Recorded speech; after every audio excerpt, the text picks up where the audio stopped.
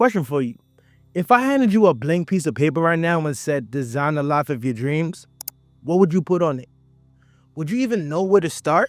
See, too many of us are stuck in survival mode. We wake up, go through the motions, and we call that living. But let's keep it real. You ain't here to just exist. You're here to create. You're here to build something extraordinary. And if you're feeling stuck or overwhelmed by where to even start, don't trip about that, because by the end of this video, you're not just gonna know how to design your dream life, you'll have the roadmap to consistently achieve your goals. So let's lock in, because this is the blueprint you didn't know you needed.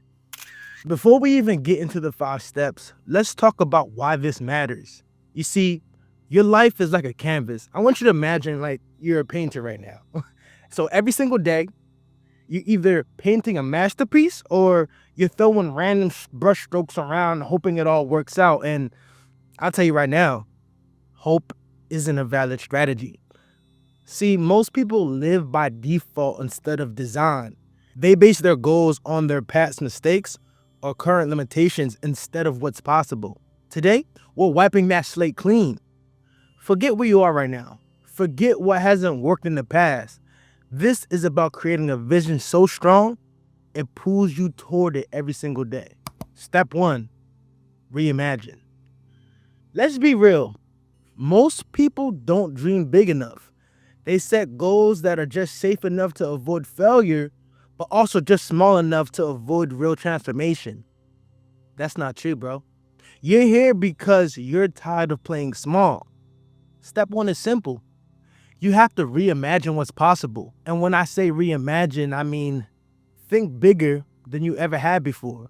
Forget about where you are right now or what hasn't worked in the past. This is about creating the life you really want, not the life you've been settling for. So here's the problem. Too many people set goals based on their current circumstances. They'll say, well, I'm making $50K a year right now, so maybe I can push for $60K next year. Or I've never been able to stick to a workout plan, so I'll just try to hit the gym once or twice a week this month. Like, that's not dreaming. That's playing defense. If you want to create the life you always wanted, you have to think beyond your present limitations. Imagine your life if there was no barriers, no fear, no excuses. What would it look like? How would you spend your days? Where would you live? Who would you surround yourself with? See, when I was broke and living in my mom's basement, I had no money, no connections, and no clear plan. But one thing I had was a vision. I grabbed a notebook and just started writing down my dream life. I wrote things like, I'll have financial freedom. I'll work on something I love. I'll have the freedom to travel, to take care of my family, and to wake up every day excited to live. At the time, it felt almost laughable. I was 100K in debt with no clue how to get out. But I didn't let my circumstances define my vision. I wrote it all down anyway, and guess what? That vision became reality. Not overnight, not easily, but it happened because I was clear on what I wanted. Here's the key. Don't just dream big. Get specific. A dream without details is just a wish. Let's break it down. Don't say, I want to make more money. Say, I want to make $10,000 a month by December 2025. Don't say, I want to get in shape. Say, I want to run a 5K in under 30 minutes by March. The clearer your vision, the stronger the pull it will have on your actions. And if you're stuck, let me give you this quick hack. Look for role models. Find people who are living the kind of life you want and study them.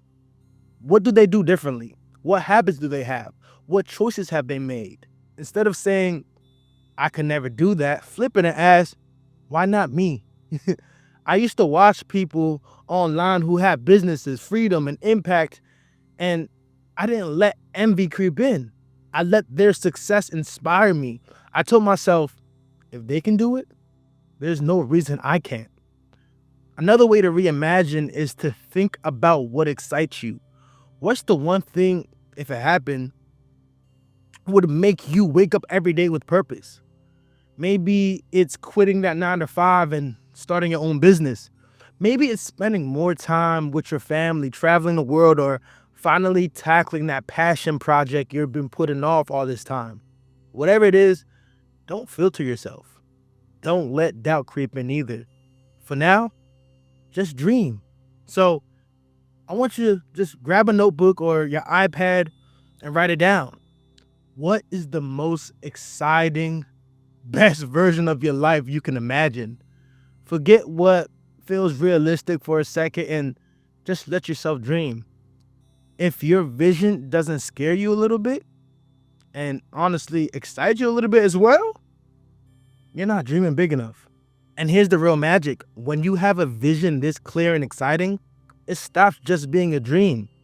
It becomes a destination, a roadmap, something you can actually move toward. This is the first step to designing your dream life. It's about getting it out of your head and onto the page.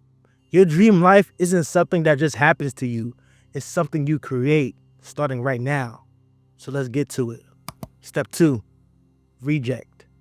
Here's the thing. Sometimes the best way to figure out what you do want is by first getting real about what you don't want. Step 2 is all about rejecting the things that no longer serve you. If reimagining your dream life is like drawing a picture of your future, rejecting is like erasing all the junk that doesn't belong in that canvas. Let's talk about what this really means. Most of us are carrying a lot of unnecessary baggage. It's the habits, the mindset, the environment, even the relationships. Those are the things that are holding us back. Think about it. How many things in your life right now feel like they're dragging you down? Maybe it's a toxic friendship that always leaves you drained, or your job that you hate but stay at it because it feels safe. Or maybe it's a story you've been telling yourself like, I'll never be successful, or this is just how my life is. These things are like anchors, keeping you stuck in place when you're trying to move forward. So let me tell you how to flip the script. Instead of just thinking about what you want, ask yourself, what do I absolutely not want? What's your idea of hell? What's the version of your life that you do anything to avoid? This might feel uncomfortable, but it's powerful because when you get clear on what you don't want, you can start making decisions to move away from it. I'll give you a personal example. Back when I was struggling, I knew exactly what I didn't want. I didn't want to be stuck in a 9 to 5, watching the clock all day, waiting for the weekend. I didn't want to be living paycheck to paycheck, stressing about every little expense. And I definitely didn't want to wake up 5 years later in the same place, wondering where my life went. That type of clarity lit a fire under me. I wasn't just chasing my dream life, I was running from a nightmare I refused to let become my reality. This step is about being brutally honest with yourself. What are the things in your life that, if they don't change, will make you look back with regret? Is it staying in a job that's killing your soul? Is it staying in the same city when you know you've outgrown it? Is it avoiding the hard conversations that could actually set you free? Just write it all down. Be specific. This isn't about being negative. It's about being real. There's this concept in psychology called avoid goals, right? So these are goals based on what you want to avoid instead of what you want to achieve. And guess what? They're just as powerful as positive goals because they tap into your primal instincts. We're hardwired to avoid pain. So when you define what pain looks like for you, it becomes a huge motivator. For example, let's say you hate the idea of becoming financially stuck in 5 years from now. That might inspire you to start saving aggressively, building a side hustle, or learn about investing. Or maybe your avoid goal is tied to your health, like not wanting to die young because of preventable health issues. That could push you to finally take your fitness and your diet seriously. When you know what you're running from, it gives you clarity and urgency. Now, this isn't just about identifying what you don't want. It's also about cutting ties with the things that are already holding you back.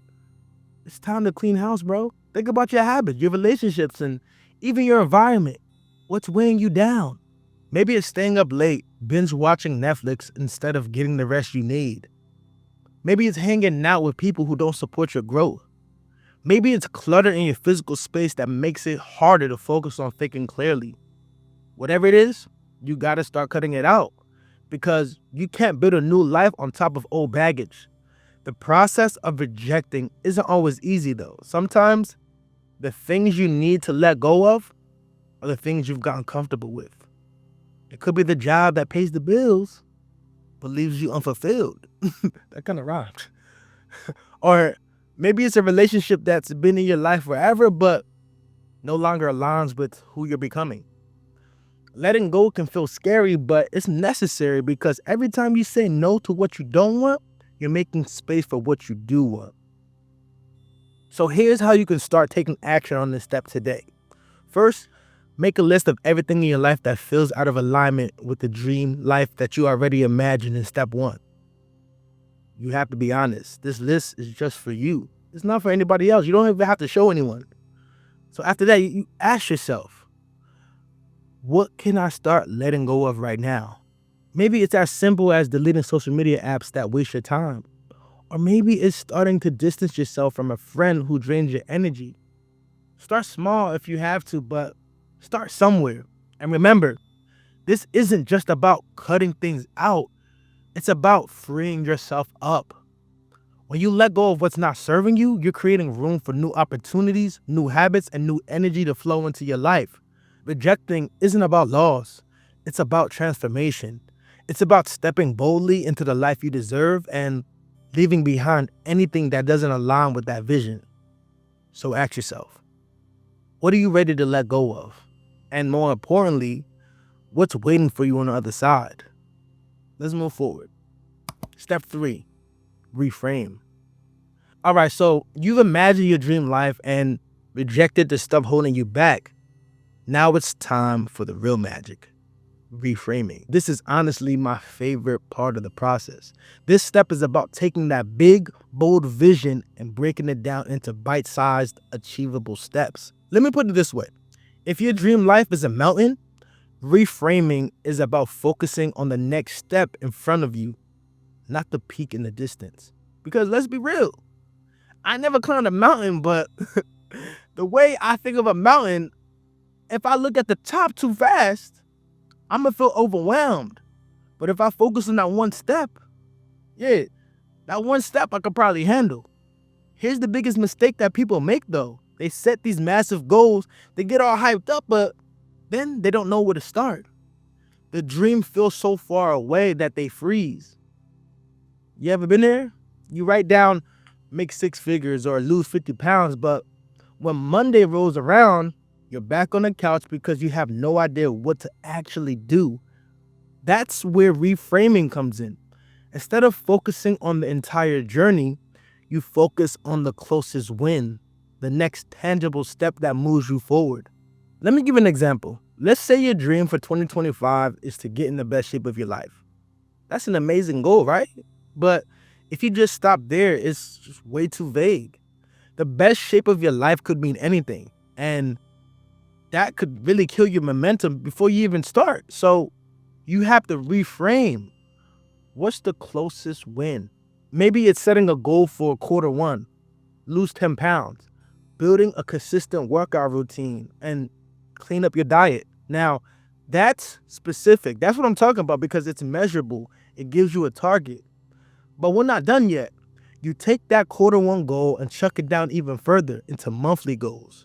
So for January, maybe your goal is to commit to working out 3 times a week and cutting out processed sugar.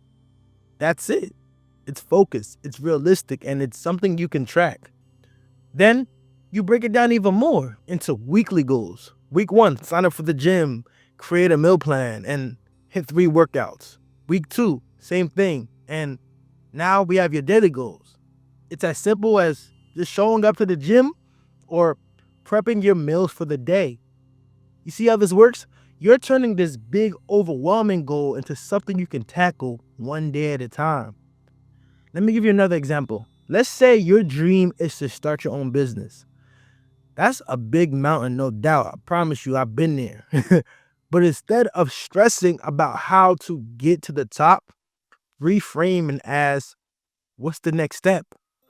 Maybe it's something as simple as brainstorming business ideas this week. Then next week, you research your target audience. The week after that, you set up a simple website. Each step builds on the last, and before you know it, you've got real momentum. This process is called chunking, and it's a game changer. When you chunk your goals into smaller pieces, you're not just making them manageable, you're also creating a series of wins. And those wins, no matter how small, build confidence. Every time you hit a goal, you're proving to yourself that you can do this. It's like creating the snowball effect. The more wins you rack up, the more motivated you are to keep going. Let me get personal for a second. When I started working on my goals, I used to get stuck in the all or nothing trap. You get me? Like, I set these huge ambitions, but the second life threw me a curveball, I feel like I failed and I just gave up. But when I started reframing, bro, the game changed for me. Instead of trying to do everything at once, I focused on what I could control every single day. Maybe I couldn't build the whole business in 1 week, but I could write 1 page of a business plan.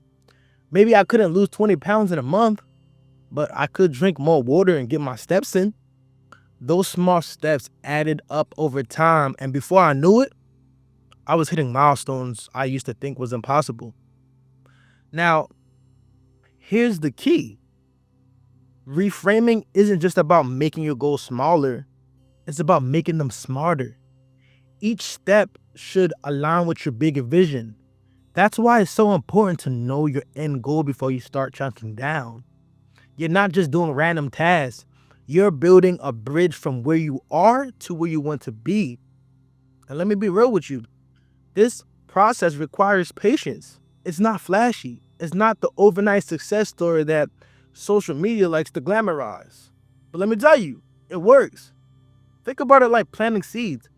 Every time you take an action, you're watering those seeds. At first, you might not see much happening, but give it time, and those tiny efforts will bloom into something incredible. So here's what I want you to do today. Take one of your big goals for 2025 and reframe it. Break it down into quarterly, monthly, weekly, and daily steps. Write it down, make it specific, and commit to that first step. Just remember, success isn't about doing it all at once. It's about doing the right thing consistently.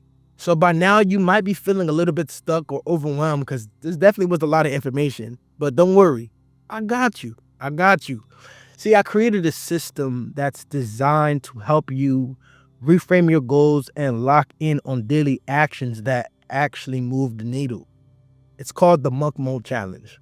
I'll talk more on this in a second, so make sure you stick around to the end of the video. But for now, let's get back to designing that dream life of yours, because the mountain isn't going to climb itself. Let's get to work. Step 4, build habits and systems. Here's the deal. Most of the time, it's not that your goals are too big. It's that the path to reaching them is cluttered with obstacles.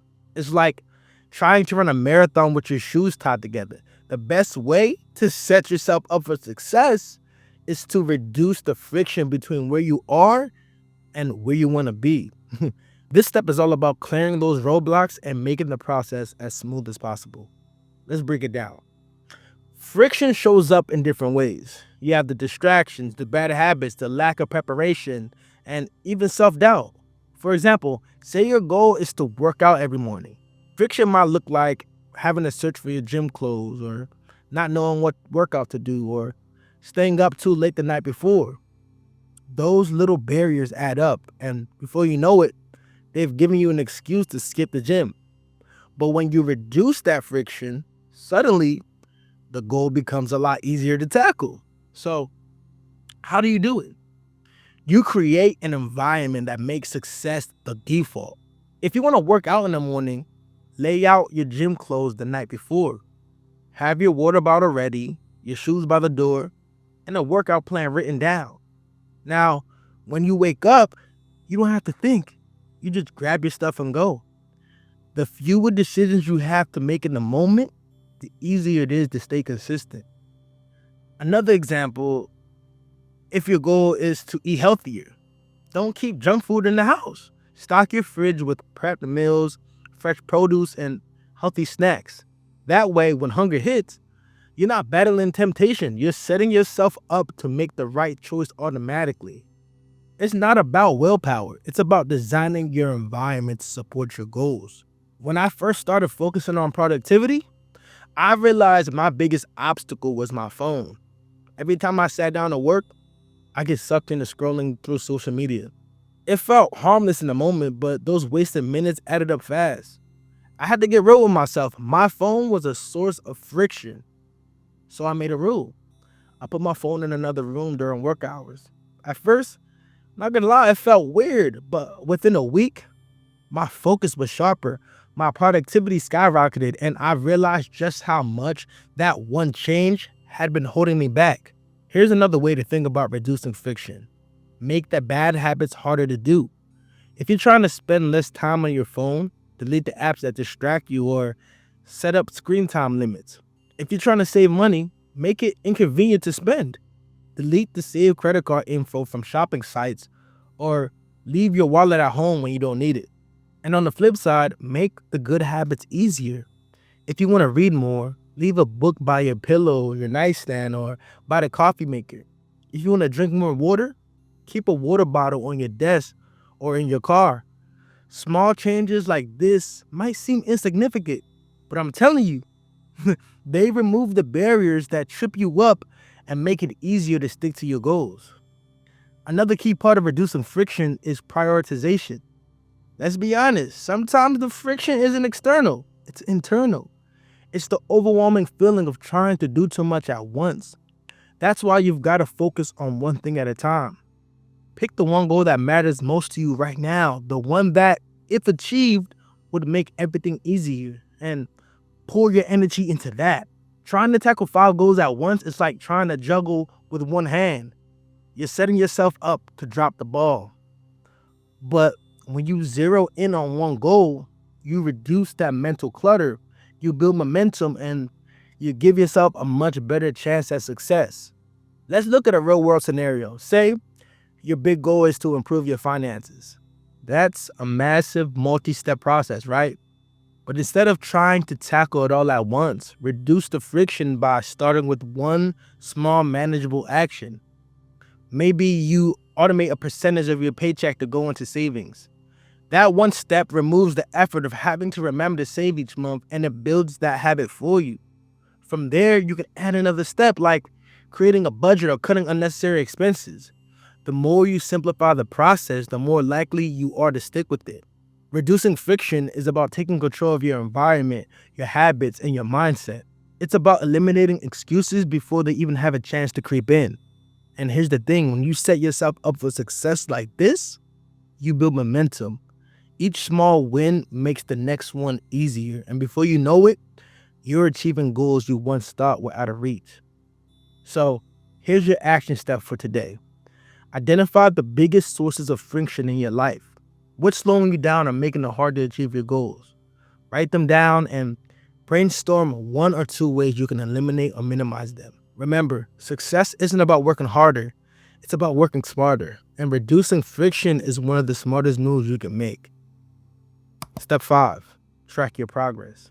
Here's the thing about progress. If you don't measure it, you can't manage it. Tracking your progress isn't just nice to have, it's a game changer. It keeps you accountable, motivated, and aware of whether you're moving forward or you're just treading water. And let me tell you, when you start seeing tangible evidence of your efforts, it hits different. It's like fuel for your soul that keeps you pushing forward, even on the days you don't feel like it. Let's break it down. Tracking your progress is about creating feedback loops. Think of it like driving a car. You wouldn't set out on a road trip without checking your GPS from time to time, right?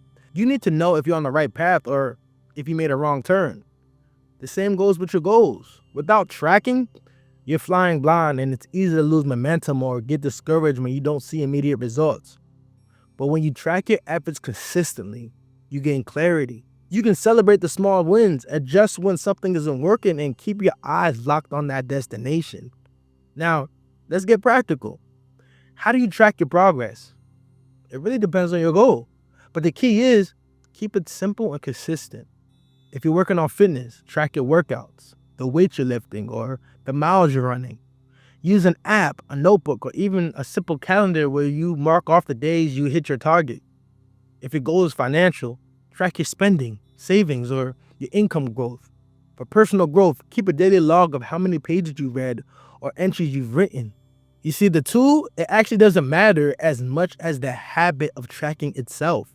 The goal is to create a visual representation of your progress, something you can look at and say, yeah, I'm moving the needle. So here's where it gets powerful. Tracking isn't just about results, it's about effort. Some days, you might not see the results you hope for, but if you can see that you put in the work, that's what keeps you grounded. Think about it. Let's say you're trying to lose weight. The scale might not move for a week, but if you track your workouts and meals, you know you've been building habits that will eventually lead to success. It reminds you that consistency compounds, and progress often happens beneath the surface before it shows up in the big, obvious ways. Back when I was trying to turn my life around, I decided to start tracking everything: my workouts, my spending, even how much time I spent working on my goals. At first, it was definitely humbling seeing how much time I wasted or how inconsistent I was. But over time, tracking became my accountability partner. If I saw a blank space on the calendar where my workout should have been, it reminded me to get back on track. And when I started stringing together weeks of consistent effort, I realized just how much power there was in those small daily actions. Tracking wasn't just about monitoring progress, it became a way to build momentum and to hold myself accountable. Another reason tracking is essential, it helps you identify patterns. Maybe you notice that you're super productive in the mornings, but you struggle in the afternoons, or that you're crushing your workouts during the week, but slacking on the weekends. Tracking gives you data, and data is power. Once you know what's working and what's not, you can adjust your strategy. Maybe you double down on these morning hours or plan for shorter, simpler workouts on the weekend. It's all about working smarter, not harder. And let's not forget about the motivation factor. There's nothing, I'm telling you right now, there's nothing more satisfying than looking back at a tracker full of check marks, completed tasks, or progress bars creeping closer to 100%.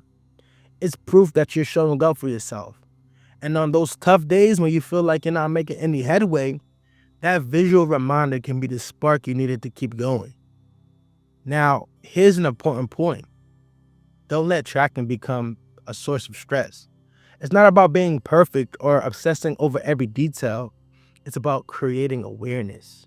If you miss a day, that's okay. The goal is progress, not perfection. Tracking is there to support you, not to make you feel bad about yourself. So just keep it simple and focus on consistency over complexity. Here's an actionable step for you. Pick one goal you're working on right now and decide how you want to track it. Start small. Maybe it's as simple as checking off a box each day you show up for that goal. Or maybe use an app or a spreadsheet or even a journal to document your efforts. Whatever method feels natural to you, commit to it for the next 30 days. At the end of the month, review your tracker, look for patterns, celebrate your wins, and make any adjustments you need to keep moving forward. And like I said before, I got you. Because you made it this far in the video, I'll put a link to a free editable habit tracker I made that you can use to apply to your routine. Tracking your progress is about taking ownership of your journey. It's about creating a system that keeps you accountable, motivated, and constantly moving forward. And when you combine tracking with consistency, discipline, and faith, you become unstoppable. Remember, success isn't built in a day, it's built in the daily. And tracking is the tool that helps you stack those wins day after day until the dream life is no longer a dream, it's your reality. All right, let's bring it all together. Everything we talked about, the consistency, the discipline, goal setting, tracking your progress, it's all part of a framework for designing your dream life. But let's be real, implementing all of this on your own can feel overwhelming. You might feel like you're fired up right now, but when the camera's off, the distractions creep back in. See, that's why I created the Monk Mode Challenge, to give you a system, a structure, and a community to hold you down while you build the best version of yourself. The Monk Mode Challenge isn't just another self-improvement gimmick. It's a commitment to yourself. It's a free, no excuses, step-by-step framework to help you take control of your habits, your mindset, and your energy. Remember when we talked about tracking your progress? The Monk Mode Challenge is your accountability partner. You will have specific daily habits, routines, and goals to follow, and you'll see how all the small wins you stack each day start compounding into something major. Here's how it ties into everything we discuss. So you've set your vision, you've trunked it down into actionable steps, you started tracking your progress, but how do you stay locked in when life throws curveballs? How do you make sure you're not just hyped for a week, but building a lifestyle that aligns with your goals? That's where the Monk Mode Challenge comes in. It's the bridge between where you are now and where you want to be. It's about creating the environment and habits you need to thrive. And it's 100% free. Ain't no gimmicks, there's no cats, just the tools and guidance you need to succeed. And let me tell you why this works. I've been where you are, overwhelmed, stuck, trying to figure it out on my own. And let's be honest, that lone wolf mindset only gets you so far. This challenge is your way to lock arms with a community of like-minded individuals who are just as hungry for growth as you are. People who get it, people who are showing up every day, pushing themselves and holding each other accountable. You're not doing this alone anymore. You've got backup. Now, for those who are ready to actually take it to the next level, I got something special. It's called the Monk Mode Accelerator. This isn't for everyone though, and it's really exclusive, it's tailored, and it's a one-on-one with me. This is where we roll up our sleeves and work side by side to create a customized plan for your goals. I'll personally help you identify what's been holding you back. We'll design a blueprint for success and lock in your habits so you can start 2025 stronger than ever. The accelerator is about taking everything we talked about today and going deeper, applying it to your unique life and your specific goals. So if you're serious about making this your year, the accelerator is where the magic happens. But I'll keep it real with you. This isn't for everyone. It's for the people who are ready to invest in themselves, who are tired of making excuses, and who are willing to do the work. If that's you, all you have to do is apply. But, those spots are limited because I definitely want to be able to give each person my full attention. So if you're ready to go all in, don't wait. Here's the bottom line. You see, the Monk Mode Challenge is free, designed to get you moving in the right direction, and that's your foundation.